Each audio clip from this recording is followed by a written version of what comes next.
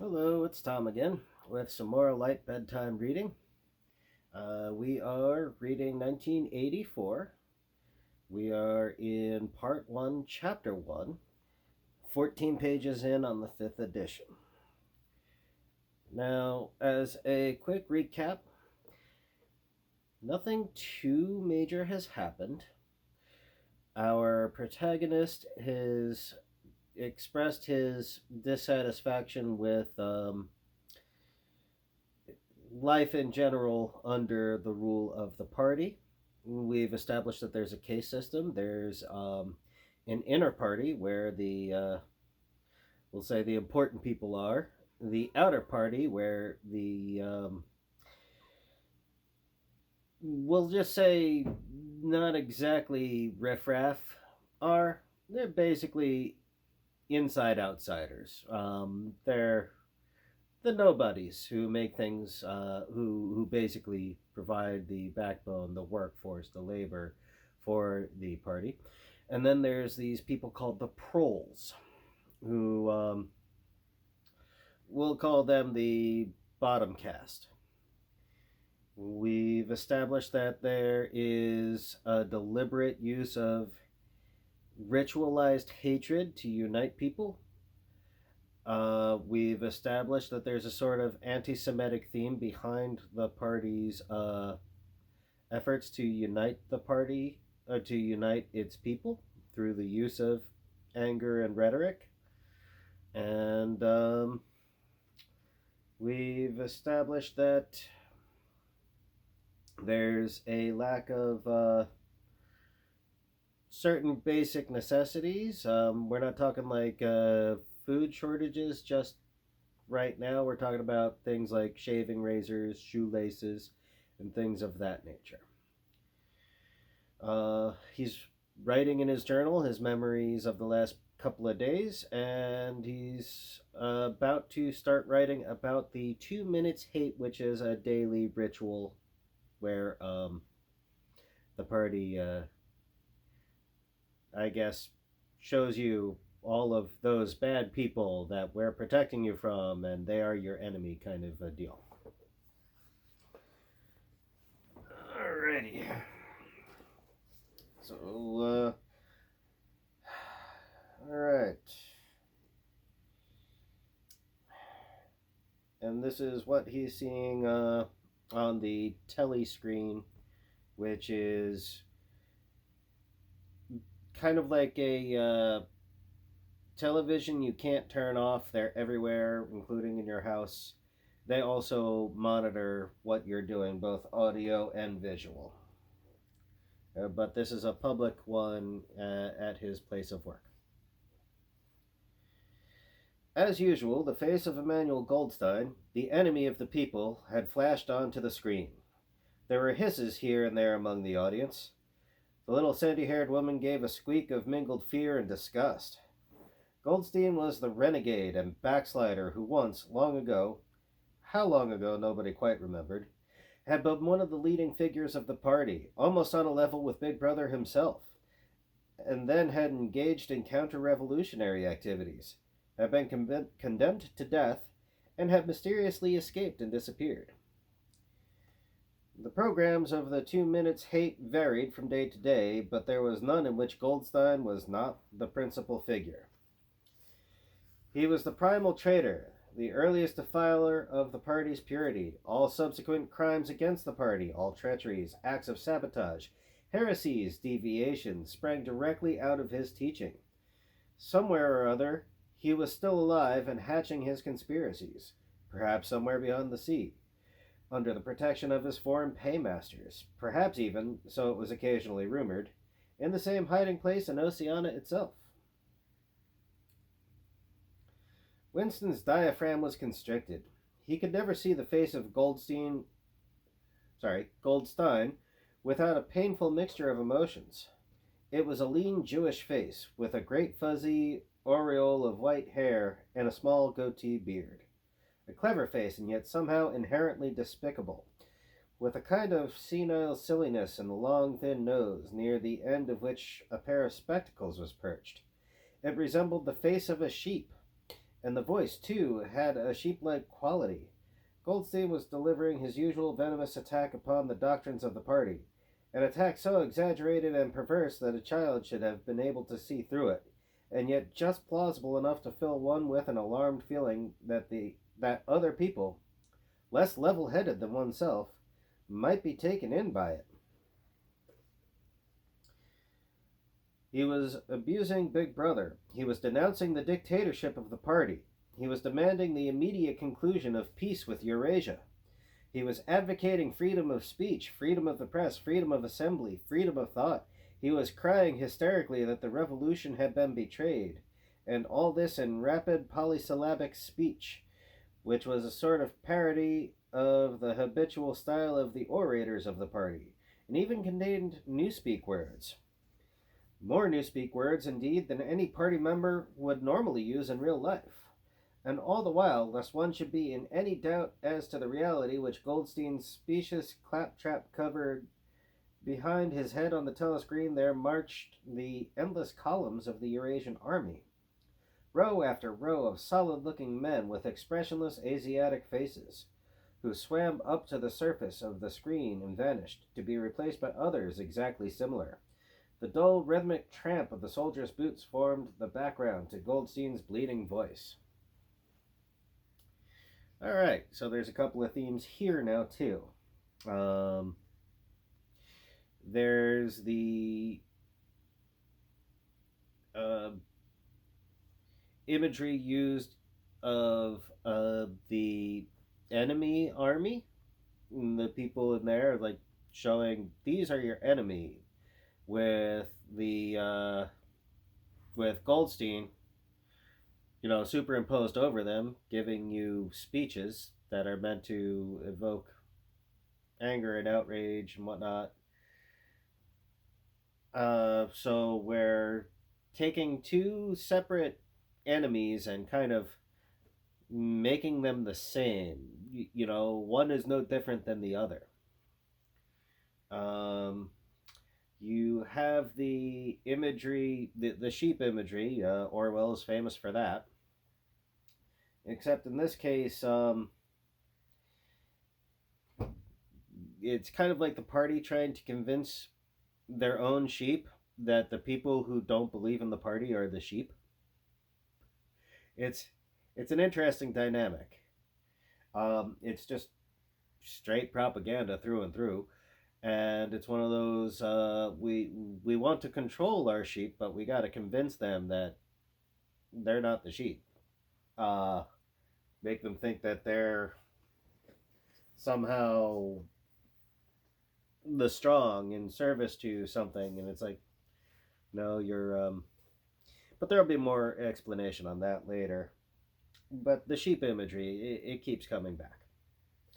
Maybe not quite as thoroughly expressed here.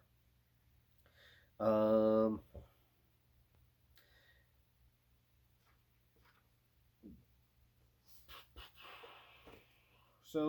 moving on. Let's see. We are at the dull rhythmic tramp of the soldiers' boots form the background to Goldstein's bleeding voice. Before the hate had proceeded for 30 seconds, uncontrollable exclamations of rage were breaking out from half the people in the room. The self-satisfied, sheep-like face on the screen, and the terrifying power of the Eurasian army behind it, were too much to be borne. Besides, the sight or even thought of Goldstein produced fear and anger automatically. He was an object of hatred more constant than either Eurasia or East Asia. Since when Oceania was at war with one of these powers, it was generally at peace with the other. But what was strange was that although Goldstein was hated and despised by everybody, although every day and 1,000 times a day on platforms, on telescreens, in newspapers, in books, his theories were refuted, smashed, ridiculed, held up to the general gaze for the pitiful rubbish that they were, in spite of all this, his influence never seemed to grow less. Always there were fresh dupes waiting to be seduced by him. A day never passed when spies and saboteurs acting under his directions were not unmasked by the thought police. He was the commander of a vast shadowy army, an underground network of conspirators dedicated to the overthrow of the state. The Brotherhood, its name was supposed to be. There were also whispered stories of a terrible book, a compendium of all the heresies of which Goldstein was the author, and which circulated clandestinely here and there. It was the book without a title. Weird.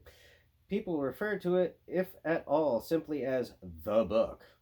But one knew of such things only through vague rumors. Neither the Brotherhood nor the book was a subject that any ordinary party member would mention if there was a way of avoiding it.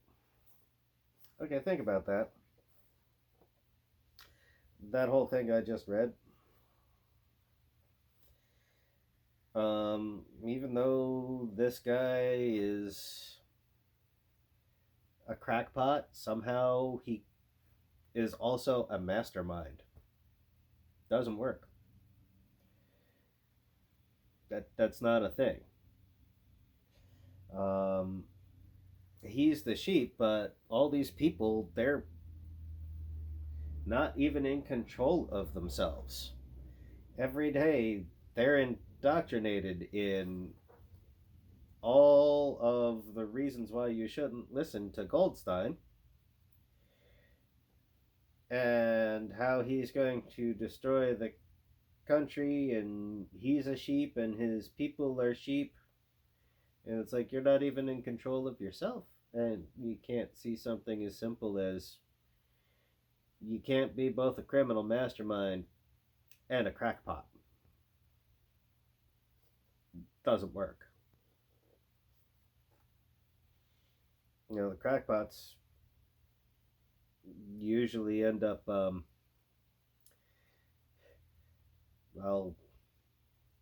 to be honest, bumming change in front of stores, getting picked up here and there for petty theft, occasionally put in an institution for, medical problems, or just repeated overnighters until they do something really bad and then they go to jail for a long time because they're crackpots.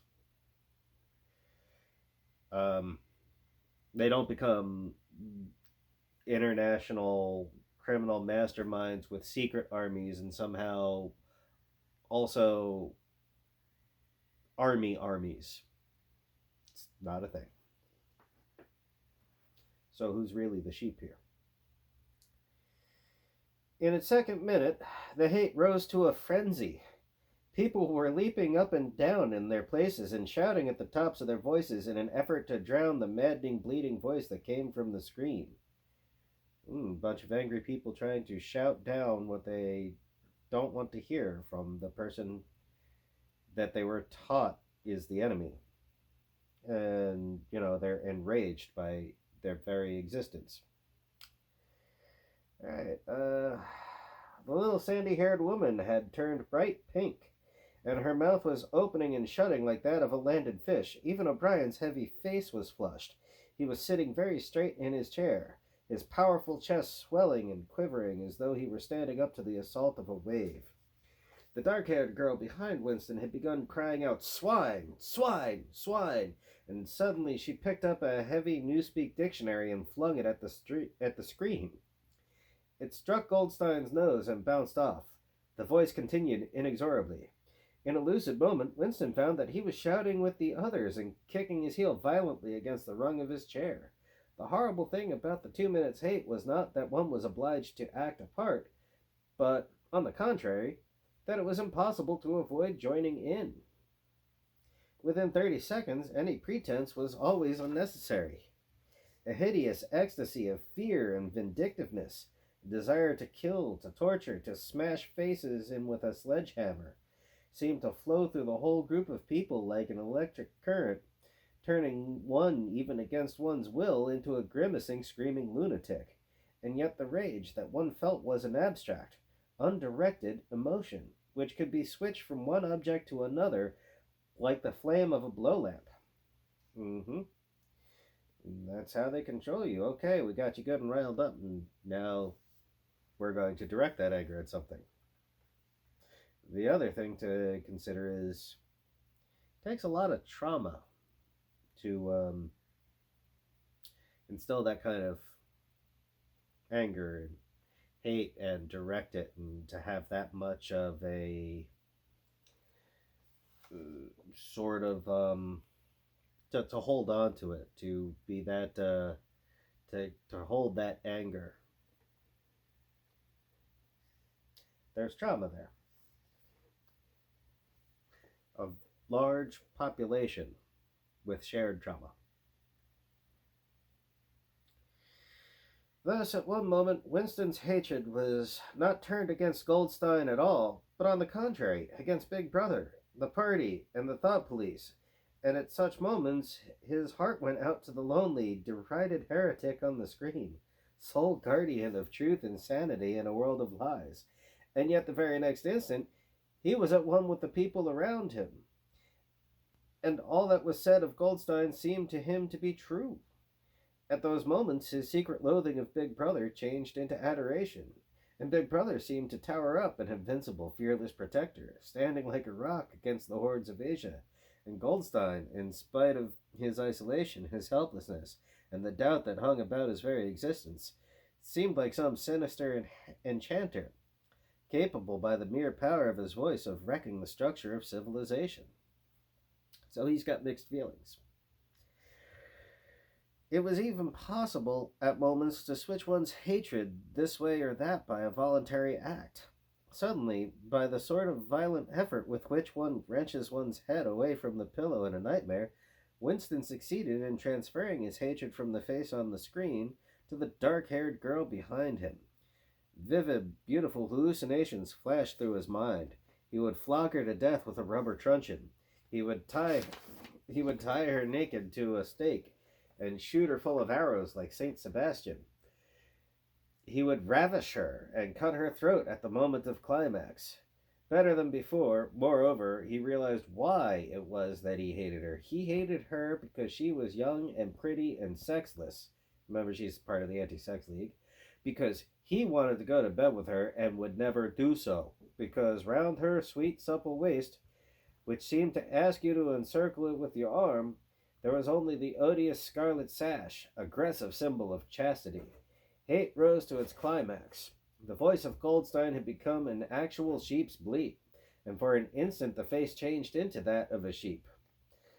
Then the sheep face melted into the figure of a Eurasian soldier who seemed to be advancing huge and terrible, his submachine gun roaring and seeming to spring out of the surface of the screen, so that some of the people in the front row actually flinched backwards in their seats. But in the same moment, drawing a deep sigh of relief from everybody, the hostile figure melted into the face of Big Brother. Black-haired, black-mustachioed, full of power and mysterious calm, and so vast that it almost filled up the screen. Nobody heard what Big Brother was saying. It was merely a few words of encouragement, the sort of words that are uttered in the din of battle, not distinguishable individually, but restoring confidence by the fact of being spoken. Then the face of Big Brother faded away, and instead, the three slogans of the party stood out in bold capital letters. War is peace. Freedom is slavery. Ignorance is strength. That's the second time that's come around. It'll go into more detail, but basically war is peace is more of a we live the wonderful lives we have because of our values and support of our brave troops fighting the war against the enemy. Kind of roundabout logic. Freedom is slavery is kind of the everything Goldstein is telling you about with freedom of press and this and that. It's all just a ruse kind of deal. I mean, that's one way to look at why that's one of their slogans. And ignorance is strength. Yeah, strong people have no need for book learning. That one's pretty easy to pick up. We don't want you to be educated. But those other people are the sheep. Not you, though. That's a running theme with me, too. If you're not the rich or the powerful, the rich and the powerful see you as sheep. They see me as sheep. It's how it is.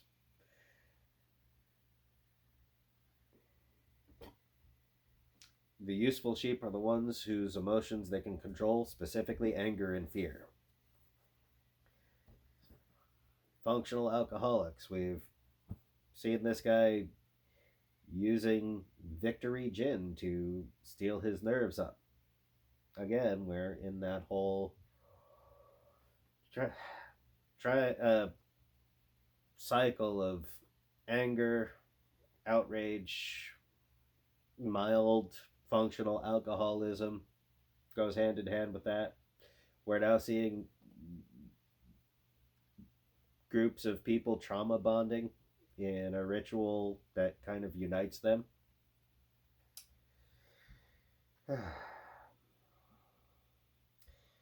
But the face of Big Brother seemed to persist for several seconds on screen, as though the impact that it had made on everyone's eyeballs was too vivid to wear off immediately.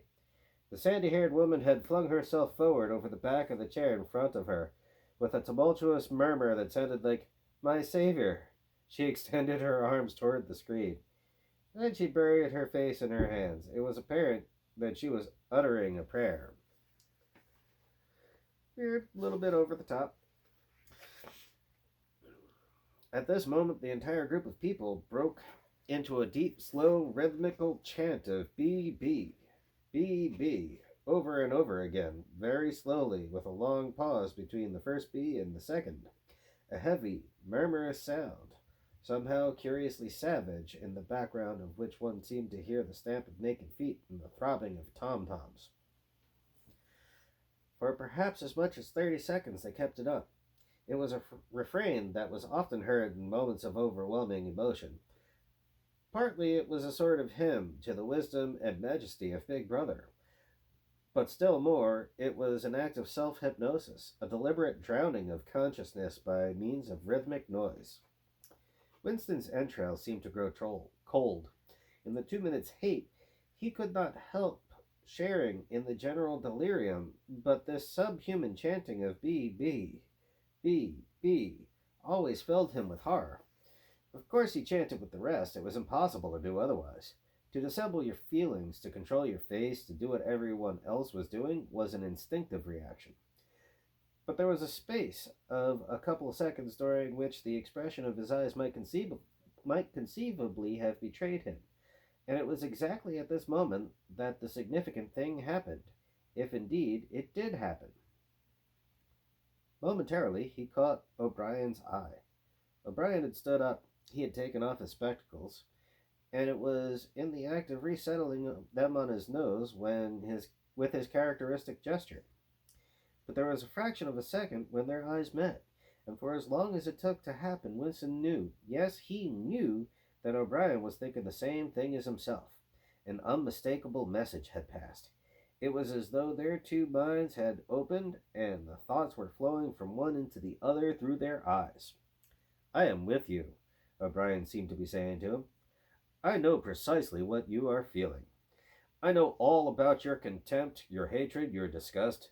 But don't worry, I am on your side." And then the flash of intelligence was gone, and O'Brien's face was as inscrutable as everybody else's. That was all, and he was already uncertain whether it had happened. Such incidents never had any sequel. All that they did was to keep alive in him the belief or hope that others besides himself were the enemies of the party. Perhaps the rumors of vast underground conspiracies were true after all. Perhaps the Brotherhood really existed. It was impossible, in spite of the endless arrests and confessions and executions, to be sure that the Brotherhood was not simply a myth. Some days he believed in it, some days not. There was no evidence, only fleeting glimpses that might mean anything or nothing, snatches of overheard conversation, faint scribbles on lavatory walls. Once, even when two strangers met, a small movement of the hand which had looked as though it might be a signal of recognition. It was all guesswork. Very likely he had imagined everything. He had gone back to his cubicle without looking at O'Brien again. The idea of following up their momentary contact hardly crossed his mind. It would have been inconceivably dangerous, even if he had known how to set about doing it. For a second, 2 seconds, they had exchanged an equivocal glance, and that was the end of the story. But even that was a memorable event, in the locked loneliness in which one had to live. Winston roused himself and sat up straighter. He let out a belch. The gin was rising from his stomach. His eyes refocused on the page. Remember, that was him recalling his memories for his diary. He discovered that while he sat helplessly musing, he had also been writing, as though by automatic action, and it was no longer the same cramped, awkward handwriting as before. His pen had slipped voluptuously over the smooth paper, printing in large, neat capitals, "Down with Big Brother! Down with Big Brother! Down with Big Brother! Down with Big Brother! Down with Big Brother!" over and over again, filling half a page. Okay, so he's dissociated and he's obsessing. Actually, there's a lot of obsession going on with a lot of other people too, but let's just say this guy's starting to sound like a CPTSD case. I don't know just how thoroughly Orwell knew about trauma, but it sounds like he had more than a amateur familiarity with it. He could not help feeling a twinge of panic. It was absurd, since the writing of those particular words was not more dangerous than the initial act of opening the diary. But for a moment he was tempted to tear out the spoiled pages and abandon the enterprise altogether. He did not do so, however, because he knew that it was useless. Whether he wrote Down with Big Brother or whether he refrained from writing it made no difference. Whether he went on with the diary or whether he did not go on with it made no difference. The thought police would get him just the same. He had committed, would still have committed, even if he had never set pen to paper, the essential crime that contained all others in itself. Thought crime, they called it. Thought crime was not a thing that could be concealed forever. You might dodge successfully for a while, even for years, but sooner or later they were bound to get you. It was always at night. The arrests invariably happened at night. The sudden jerk out of sleep, the rough hand shaking your shoulder, the lights glaring in your eyes, the ring of hard faces round the bed. In the vast majority of cases, there was no trial, no report of the arrest. People simply disappeared, always during the night. Your name was removed from the registers. Every record of everything you had ever done was wiped out. Your one-time existence was denied and then forgotten. You were abolished and annihilated. Vaporized was the usual word. For a moment, he was seized by a kind of hysteria. He began writing in a hurried, untidy scrawl. "They'll shoot me, I don't care. They'll shoot me in the back of the neck, I don't care. Down with Big Brother. They always shoot you in the back of the neck. I don't care. Down with Big Brother." Back to the obsessing. He sat back in his chair, slightly ashamed of himself, and laid down the pen. The next moment he started violently. There was a knocking at the door. He sat still as a mouse in the futile hope that whoever it was might go away after a single attempt, but no. The knocking repeated. The worst thing of all would be to delay. His heart was thumping like a drum, but his face, from long habit, was probably expressionless. He got up and moved heavily towards the door. Alright, you know what? I'm going to stop there because that's the end of that chapter. Cliffhanger. Who's at the door? Exciting. So I intersperse my commentary throughout instead of trying to read 10 or so pages and then provide commentary at the end. But there's a lot to kind of grasp there. You see who you're told is the sheep and who you believe is the sheep. And all the while, you find out you're the sheep too. He's so close to getting it. He sees that he's being manipulated. He sees that he's being controlled, and he hates it. And he can't stop that control from happening. He's obsessing over The memories of the past couple of days. He's dissociating. Excuse me. He's got a lot of mixed emotions going on. He's got a lot of dark, we'll just say fantasies for now with regard to the woman from the Anti Sex League. He's got rape ideation and homicidal ideation. This is all screaming like deep trauma, and